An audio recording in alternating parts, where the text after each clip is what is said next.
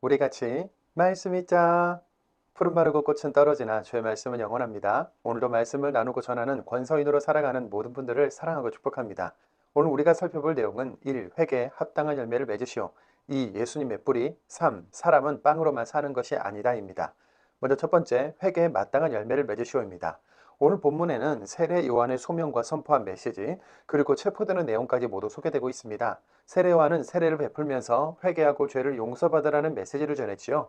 회개하는 척만 하지 말고 철저하게 죄를 인지해서 열매를 맺으라고 독사의 자식들아 라든지 이미 도끼가 나무 뿌리에 놓여 있다. 좋은 열매가 없으면 찍어내어 불에 던져진다 라는 강력하고 거친 메시지들을 내면서 이렇게 말하는데요. 누가복음 3장 8절입니다. 회개에 합당한 열매들을 맺으시오. 아브라함이 우리 조상이라고 속으로라도 말을 꺼내지 마시오. 당신들에게 말합니다. 하나님은 이 돌들로도 아브라함의 자손이 일어나게 하실 수 있어. 아멘. 우리 집안 3대째, 4대째 교회 다니는 집안이야. 우리 할아버지가 목사님이야. 이런 말 하지 말라는 겁니다. 각자 내가 죄인인 것을 인지하고 회개하며 반드시 변화된 삶을 살라는 것이죠. 세례 요한의 회개 운동에 대해서 살펴보겠습니다. 첫 번째, 죄에서 돌이켜 변화된 삶을 살라는 선포를 했는데요. 실제로 무리, 세금업자들, 군인들에게 없는 사람과 나누고 남의 것 빼앗지 말고 정해진 것만큼의 세금만 거두며 폭력을 행사하지 말라와 같이 변화된 삶에 대한 실제적인 지침도 알려줍니다. 두 번째, 예수님의 오실 길을 예배했는데요. 세례 요한의 회개 운동에는 또 하나의 큰 의미가 있었습니다. 그것은 바로 예수님의 오실 길을 예비한 겁니다. 세례 요한의 선포를 듣고 죄가 무엇인지 깊이 인식하고 고뇌하는 사람들의 심령에 예수를 통해 죄를 용서받고 구원에 이른다는 복음이 뿌리를 내릴 수 있었던 것이죠. 예수님은 이 세례 요한에게 세례를 받으신 후에 공식적인 공생의 사역을 시작하십니다. 두 번째, 예수님의 뿌리입니다. 누가복음에도 마태복음 1장처럼 예수님의 족보가 등장하지요. 누가복음의 족보에는 하나님을 포함해서 78명의 이름이 나오는데요. 마태복음 족보와의 차이점을 살펴볼까요? 마태복음이 믿음의 조상 아브람부터 시작해서 예수님까지 내려오므로 예수님이 유대인이라는 것을 강조해서 유대인들의 눈높이에 맞췄다면, 이방인인 누가의 복음서는 하나님까지 거슬러 올라감으로써 모든 민족이 다 하나님의 자녀라는 것을 설명했습니다. 마태는 예수님의 정체성을 확고히 하고자 1장에서 족보부터 시작하고 기록했다면, 누가는 예수님이 마귀에게 시험당한 다음에 족보를 기록함으로써 사단의 시험에 졌던 첫사람 아담과는 달리 사단의 시험을 이기신 예수님이 모든 인류의 소망이신 것을 나타내는데요. 저자마다 예수님의 족보를 나름의 철학을 가지고 기록하고 위치시켰다는 재미있는 사실도 발견하시면 좋겠습니다. 세 번째, 사람이 빵으로만 사는 것은 아니다입니다. 마태, 마가, 누가복음 모두에 예수님이 마귀에게 시험 받으신 내용이 기록되어 있는데요. 마가는 이를 아주 간략하게 기록했고 마태와 누가는 상세하게 기록했지요. 우리는 잠깐 누가복음에 멈춰서서 이 부분을 살펴보려고 합니다. 요한에게 세례를 받으신 예수님은 광야로 들어가셔서 금식하면서 기도하셨는데 고독과 굶주림 속에서 하나님과 깊은 교제 시간을 가지신 겁니다. 이렇게 예수님이 영적으로 가장 충만한 때 마귀가 시험을 하죠. 마귀의 시험은 세 가지였는데요. 이 시험은 거의 모든 인류가 대부분 넘어지는 종류의 시험이었습니다. 사단의 첫 번째 시험은 빵에 대한 것으로 내가 하나님의 아들이라면 이 돌을 빵으로 만들어 먹어보라는 거였습니다. 이거 못하면 너 하나님의 아들 아니다. 그러면서 예수님의 정체성에 대한 시험, 하나님의 권위에 대한 도전이기도 했고, 돌은 돌대로, 빵은 빵대로 구성 성분에 따라 따로따로 존재하게 하신 하나님의 창조 질서를 어지럽히는 것이기도 했지요. 무엇보다 중요한 점은 이 시험이 상징적인 의미가 있었다는 건데요. 사단이 인간을 최초로 넘어뜨린 시험이 선악과를 먹으라, 이 먹으라는 유혹이었지 않습니까? 예수님은 이렇게 사단이 먹어보라고 한 것을 말씀으로 거절함으로써 아담이 실패한 시험을 이기신 사건이 된 겁니다. 예수님이 사단을 이기신 말씀은 이렇습니다. 신명기 8장 3절입니다. 너를 낮추시며 너를 줄이게 하시며 또 너도 알지 못하며 내 조상들도 알지 못하던 만나를 내게 먹이신 것은 사람이 떡으로만 사는 것이 아니요 여호와의 입에서 나오는 모든 말씀으로 사는 줄을 내가 알게 하려 하심이니라. 아멘. 시험을 이기심과 동시에 사람이 빵으로 대표되는 풍요와 번영을 의지해야 하는지 아니면 하나님의 말씀을 의지해야 하는지 분명히 하신 것이죠. 사단의 두 번째 시험은 권세에 대한 것입니다. 모든 권한과 영광을 보여주며 나에게 절을 하면 이 모든 것을 다 주겠다고 했습니다. 하나님이 맡기신 소명 같은 건 생각하지 말고 다른 사람들처럼 높은 자리에서 부귀와 영광을 누리면서 사는 거 좋은 거 아니겠냐는 유혹이었지요. 우리 누구나 저 밑바닥에 높은 자리에 대한 욕망이 있다는 것을 사단은 잘 알고 있는 것이죠. 예수님은 이번에도 역시 말씀으로 익히셨는데요. 신명기 6장 13절입니다. 내 하나님 여호와를 경외하며 그를 섬기며 그의 이름으로 맹세할 것이니라. 아멘. 경외의 대상은 오직 하나님이시고 우리의 참된 권세와 영광도 하나님이 주시는 거다 분명히 하신 거죠. 사단의 세 번째 시험은 능력과 소명에 대한 것입니다. 사단은 예수님을 성전 꼭대기에 세우곤 뛰어내리라고 하는데요. 예수님이 말씀으로 유혹을 이겨내니까 이번에는 자기도 시편 말씀을 인용하면서 시험합니다. 시편 91편 11절 12절입니다. 그가 너를 위하여 그의 천사들을 명령하사 내 모든 길에서 너를 지키게 하심이라. 그들이 그들의 손으로 너를 붙들어 발이 돌에 부딪히지 아니하게 하리로다. 아멘. 예수님은 신명기 6장 16절 말씀을 근거로 너희의 하나님 여호와를 시험하지 말라고 하면서 물리치는데요. 이 시험 역시 큰 의미가 있습니다. 예수님이 성전 꼭대기에서 뛰어내렸는데 천사들의 도움으로 다치지 않았다고 가정해 봅시다. 성전에 예배하러 온 사람들이 천사의 시중을 받고 하늘에서 내려오는 예수님을 보고 메시아다라고 소리를 지를 것이고 이 소문을 들은 사람들은 흥분해서 몰려들었겠지요. 예수님, 나는 못 봤어요. 한 번만 더 뛰어내려 봐 주세요. 기적을 눈으로 보고 싶어요. 앞으로 성전의 상황이 어떻게 될지 상상이 되십니까? 하나님의 임재를 상징하고 그분을 예배하기 위한 성전은 예수님의 능력을 보여주는 관광 장소로 전락시키자는 것이며 예수님 개인으로는 사람들의 죄, 구원 이런 거 너무 무겁다. 십자가 사명 신경 쓰지 말고 기적의 주인공으로 인정받으면서 신나게 사역하라는 거죠. 예수님의 정체성과 사명 흔들기인 겁니다. 사단의 시험이라는 것이 대단한 거 아니지요. 먹어라, 부귀 영화를 누려라, 능력을 보여주고 편하게 살아라 이런 것들입니다. 그런데 문제는 시작은 대단한 것이 아닌데 넘어지면 정체성이 흔들리고 사명도 감당 못하는 어마어마한 결과로 연결된다는 건데요. 우리에게 방법이 있습니다. 말씀을 읽고 말씀에 근거해서 이겨나가는 겁니다. 예수님처럼요.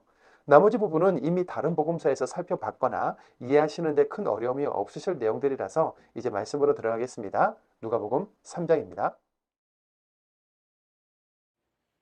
누가복음 3장. 티베리우스 카이사르가 통치한 지 15년째였다.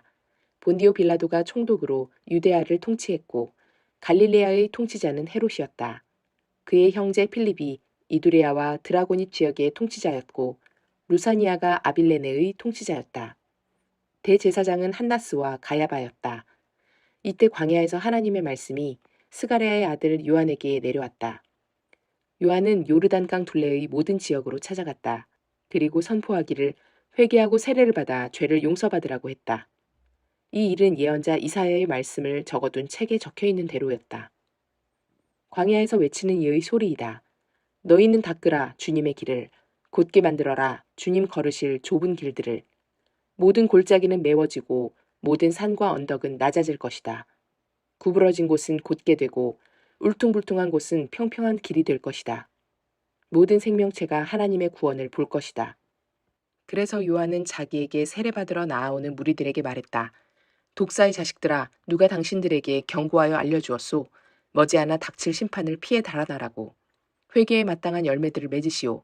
아브라함이 우리 조상이라고 속으로라도 말을 꺼내지 마시오. 당신들에게 말합니다. 하나님은 이 돌들로도 아브라함의 자손이 일어나게 하실 수 있소. 사실 이미 도끼가 나무들 뿌리에 놓여 있소. 그러므로 어떤 나무든 좋은 열매를 맺지 않으면 찍어내어 불에 던지실 것이오. 그러자 무리들이 요한에게 자세히 물어댔다. 그러면 우리가 무엇을 해야 하겠습니까? 요한이 그들에게 대답했다. 통옷 2벌 있는 사람들은 없는 사람들에게 나누어 주어야 합니다. 먹을 것 있는 사람도 그처럼 해야 합니다. 세금업자들도 세례 받으러 와서 요한에게 물었다. 선생님, 우리는 무엇을 해야 하겠습니까? 요한이 그들에게 대답했다. 당신들에게 거두라고 한 것보다 조금이라도 더 걷지 마시오. 군인으로 복무하는 사람들도 요한에게 자세히 물어댔다. 우리는 무엇을 해야 하겠습니까? 우리는요. 요한이 그들에게 대답했다. 아무한테서도 폭력으로 빼앗지도 말고 을러대어 빼앗지도 마시오. 당신들이 받는 보수에 만족하시오. 백성은 기대에 차 있었고 우리가 요한을 두고 마음속으로 곰곰이 생각했다. 이 사람이 그리스도님 아닐까? 요한이 모두에게 답변했다. 나는 물로 여러분에게 세례를 줍니다. 하지만 나보다 더 힘이 있는 분이 오십니다. 나는 그분의 샌들끈을 풀어드릴 만하지도 못합니다. 그러나 그분은 여러분에게 세례를 주실 것입니다. 성령과 불로요. 그분의 손에는 까부르는 갈퀴발이 있습니다. 자신의 타작마당을 깔끔하게 하고 알맹이는 광에 모아 들이시려는 것이지요. 쭉정이는 꺼지지 않는 불에 싹 태워버리실 것입니다. 요한은 또 다른 많은 말로 백성들을 잘 타이르며 좋은 소식을 계속 알렸다. 그런데 갈릴리아의 통치자인 헤롯을 두고는 그의 형제의 아내 헤로디아와 관련된 문제를 들추어 꾸짖었다. 헤롯이 저지른 나쁜 짓도 모두 들추어 꾸짖었다. 헤롯은 지금까지 저지른 모든 나쁜 짓에 나쁜 짓 하나를 덧보탰다. 요한을 감옥에 가둔 것이었다. 백성이 모두 세례를 받을 때 일어난 일이다. 예수님도 세례를 받으시고 기도하고 계셨다. 그때 하늘이 열렸다. 성령님이 비둘기처럼 몸의 형태로 예수님 위로 내려오셨다. 또 하늘에서 소리가 났다. 너야말로 사랑하는 내 아들이야. 난 네가 좋아. 예수님이 몸소 나서서 일하기 시작하실 때 30세쯤이었다. 사람들이 알기로는 요셉의 아들이었다. 요셉은 헬리의 아들이다. 그 윗대는 맏닷, 레위, 멜기, 얀나, 요셉이다. 그 윗대는 맏다디아, 아모스, 나훔, 에슬리, 낫게이다. 그 윗대는 마앗, 맏다디아, 세메인, 요색, 요다이다. 그 윗대는 요하난, 레사, 스룹바벨, 스알디엘, 네리이다. 그 윗대는 멜기, 아띠, 고삼, 멜마담, 에르이다. 그 윗대는 예수아, 엘리에셀, 요림, 맏닷, 레위이다. 그 윗대는 시므온, 유다, 요셉, 요남, 엘리야김이다. 그 윗대는 멜레아, 맨나, 맏다다, 나단, 다윗이다. 그 윗대는 이세, 오벳, 보아스, 살라, 나흐손이다. 그 윗대는 암미나답, 아드민, 아르니, 헤스론, 베레스, 유다이다. 그 윗대는 야곱, 이삭, 아브라함, 데라흐, 나홀이다. 그 윗대는 스룩, 르우, 벨렉, 에벨, 셀라흐이다. 그 윗대는 게난, 아르박삿, 셈, 노아, 라멕이다. 그 윗대는 무드셀라흐, 에녹, 야렛, 마할랄렐, 게난이다. 그 윗대는 에노스, 셋, 아담이다. 아담은 하나님에게서 나왔다. 누가복음 4장. 예수님이 성령님으로 가득 차서 요르단 강에서 돌아오셨다. 예수님은 성령님에게 이끌려 광야에서 다니셨다. 거기서 40일 동안 마귀에게 유혹을 받으셨다. 그동안 아무것도 드시지 않으셨고 그 기간이 다 지나자 예수님은 배가 고프셨다. 마귀가 예수님께 말했다. 그대가 하나님의 아들이면 이 돌들에게 말해서 빵이 되게 해보시오. 예수님이 마귀한테 맞받아치셨다. 성경에 이렇게 적혀 있다. 사람이 빵으로만 사는 것은 아니다. 그러자 마귀가 예수님을 이끌고 올라가서 세상의 모든 나라들을 눈 깜빡할 사이에 보여주었다. 그러고는 마귀가 예수님께 말했다.